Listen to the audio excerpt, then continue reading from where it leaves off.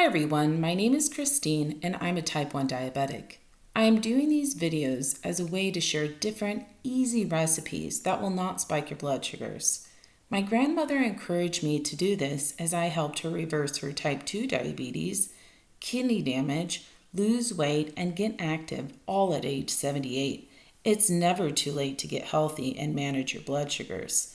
I want to encourage people to get active and eat things that don't spike their blood sugars to help prevent diabetic complications.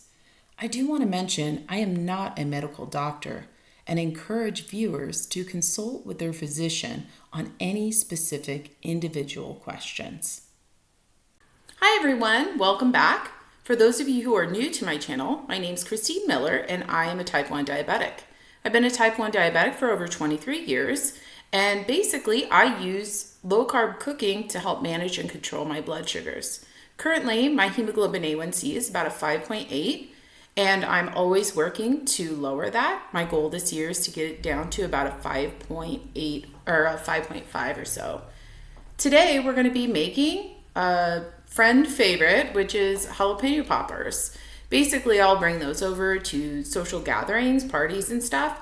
Or sometimes I'll pair it with maybe a nice seared steak or maybe a grilled chicken or something like that.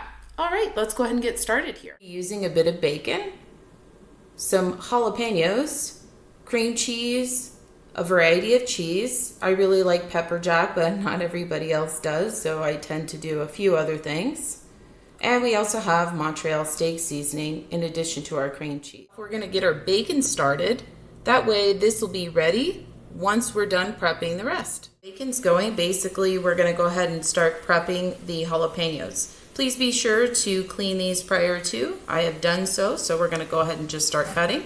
Basically you're gonna just cut off the end there and then cut them straight through the middle.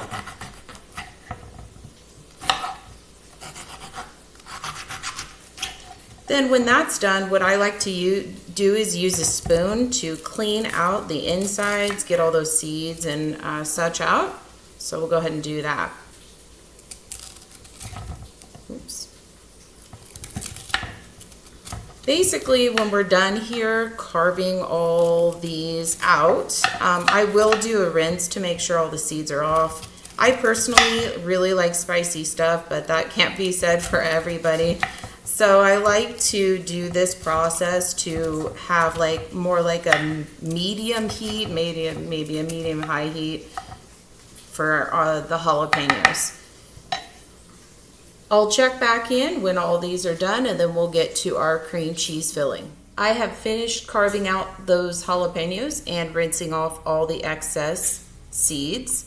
Now we're going to get started on the cream cheese filling. Basically, you're just going to use a standard 8-ounce container. I'm going to go ahead and just put that in a bowl there. And then I'm going to sprinkle a little bit of Montreal steak seasoning on top. About, I don't know, a tablespoon or so, give or take, depending on how spicy you like things. You might want to use a little bit less or a little bit more.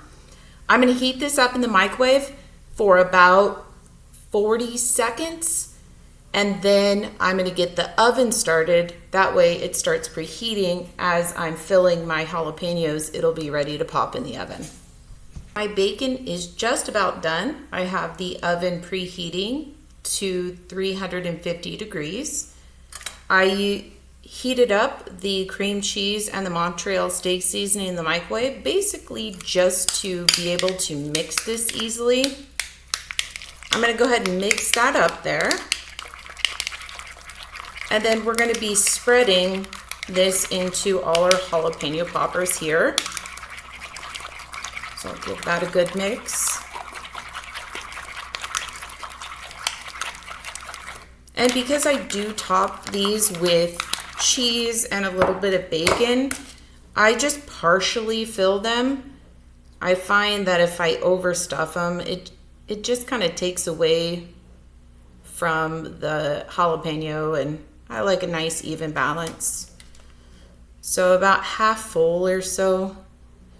Usually I'll have a little bit left over of the cream cheese when it's all said and done. And I'll save the cream cheese. It's really good seasoned with Montreal steak seasoning. I'll use it with one of my low carb crackers or something like that, or maybe some celery.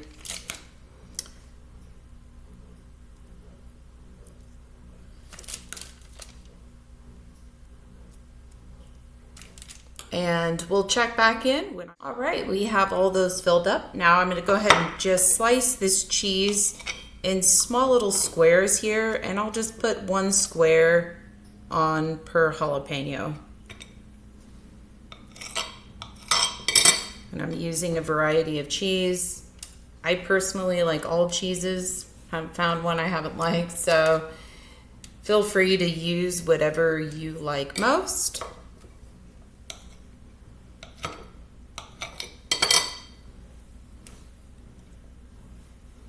And our bacon is ready. So I'm going to grab that after I get the cheese on all of these guys here.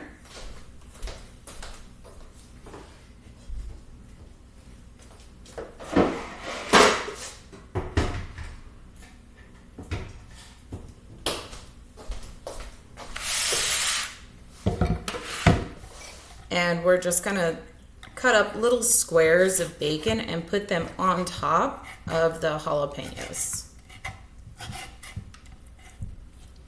And if you like more bacon, feel free to cook a whole pack. I like just a little flavoring of bacon. These jalapeno poppers have a lot of flavor on their own, so they really don't need a lot. So we'll go ahead and just put a little slice on each of these, and then we're going to pop these in the oven for about 20 minutes or so.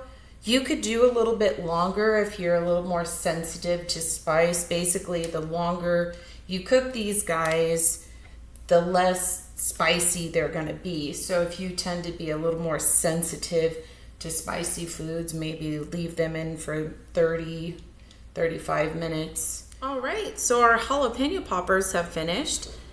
For the last minute or so, sometimes I'll give it a little bit of a broil. Not only does it give it a wonderful taste, it also looks very appealing, as you can see here. Well, that does it for today's episode on how to make the best jalapeno poppers ever. All right, well, till next time, folks, thanks for tuning in.